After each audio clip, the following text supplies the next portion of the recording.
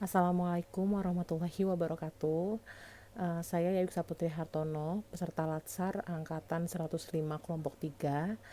Saya akan mempresentasikan mengenai manajemen ASN dan Smart ASN. Untuk yang pertama yaitu manajemen ASN.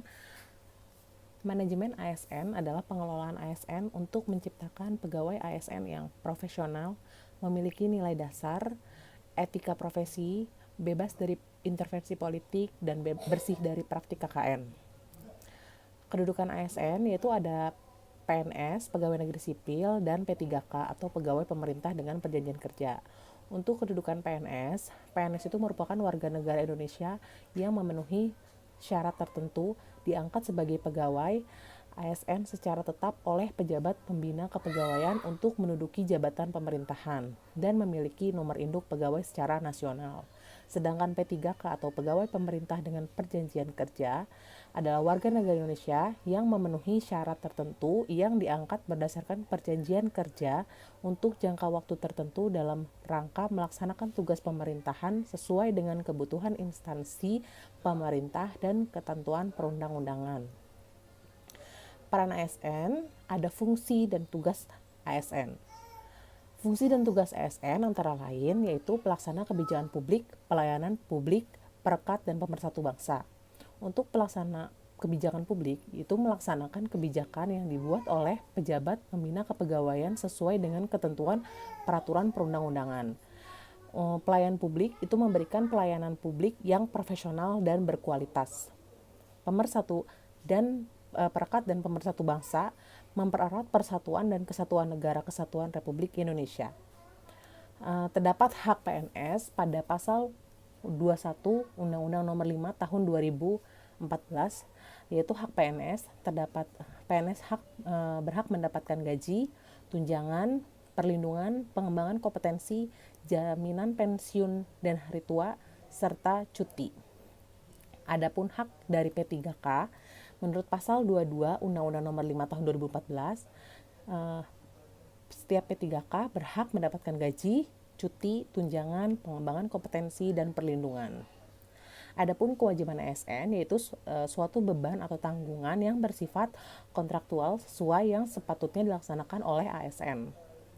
Kewajiban ASN antara lain setia dan taat pada Pancasila UUD 1945, menjaga persatuan dan kesatuan bangsa, melaksanakan kebijakan yang dirumuskan pejabat pemerintah yang berwenang, menaati ketentuan peraturan perundang-undangan, melaksanakan tugas kedinasan dengan penuh pengabdian, kejujuran, kesadaran, dan tanggung jawab, menunjukkan integritas dan keteladanan dalam sikap, perilaku, ucapan, dan tindakan kepada setiap orang, baik di dalam maupun di luar kedinasan.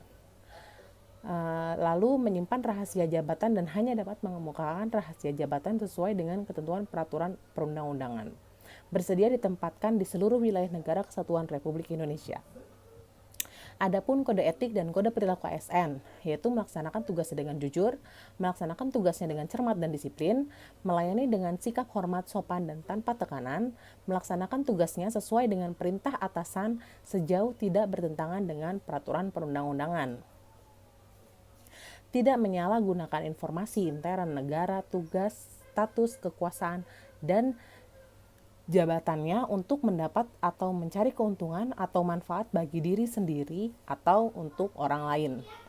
Memberikan informasi secara benar dan tidak menyesatkan kepada pihak lain yang memerlukan informasi terkait kepentingan kedinasan. Melayani dengan sikap hormat, sopan, dan tanpa tekanan. Menjaga agar tidak terjadi konflik kepentingan dalam melaksanakan tugasnya. Selanjutnya, melaksanakan tugasnya sesuai dengan ketentuan peraturan perundang-undangan, memegang teguh nilai dasar ASN, dan selalu menjaga reputasi dan integritas ASN. Menggunakan kekayaan dan barang milik negara secara bertanggung jawab, efektif, dan efisien. Menjaga agar konflik kepentingan dalam melaksanakan tugasnya. Adapun sistem merit. Sistem merit adalah kebijakan dan manajemen ASN yang berdasarkan pada kualifikasi, kompetensi, dan kinerja secara adil dan wajar dengan tanpa membedakan latar belakang politik, ras, warna, kulit, agama, asal-usul, jenis kelamin, status pernikahan, umur, atau kondisi cacatan.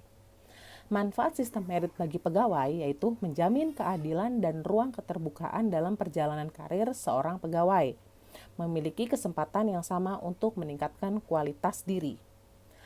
Adapun manfaat sistem merit bagi organisasi adalah mendukung keberadaan penerapan prinsip akuntabilitas, dapat mengarahkan SDM untuk dapat mempertanggungjawabkan tugas dan fungsinya. Instansi pemerintah mendapatkan pegawai yang tepat dan berintegritas untuk mencapai visi dan misinya. Jaminan sistem merit dalam monitoring, penilaian, dan pengembangan yaitu pangkat dan jabatan, pengembangan karir, mutasi pegawai, dan penilaian kinerja. Dan yang kedua, topik kedua adalah Smart ASN. Smart ASN terdapat literasi digital dan implementasi digital. Literasi digital banyak menekankan pada kecakapan pengguna media digital dalam melakukan proses mediasi media digital yang dilakukan secara produktif. Menurut Kurnia dan Widianto tahun 2020 dan Kurnia dan Asusi tahun 2017.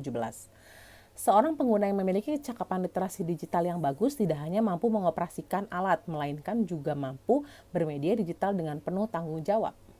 Literasi digital dan implementasi digital yaitu kerangka kurikulum literasi digital digunakan sebagai metode pengukuran tingkat kompetensi kognitif dan afektif masyarakat dalam menguasai teknologi digital.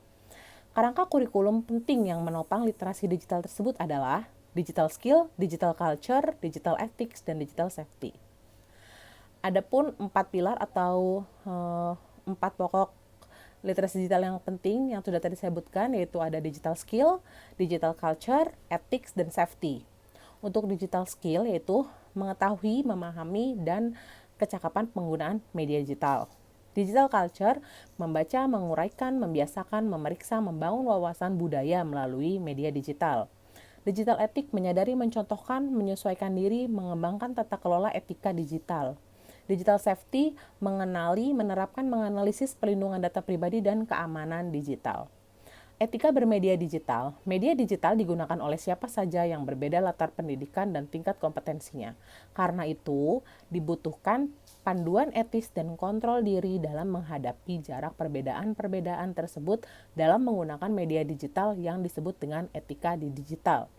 4 prinsip etika tersebut menjadi ujung tombak self-control setiap individu dalam mengakses, berinteraksi, berpartisipasi, dan berkolaborasi di ruang digital sehingga media digital benar-benar bisa dimanfaatkan secara kolektif untuk hal-hal yang positif. Demikian presentasi dari saya mengenai manajemen ASN dan Smart ASN. Kurang lebihnya saya mohon maaf. Wassalamualaikum warahmatullahi wabarakatuh.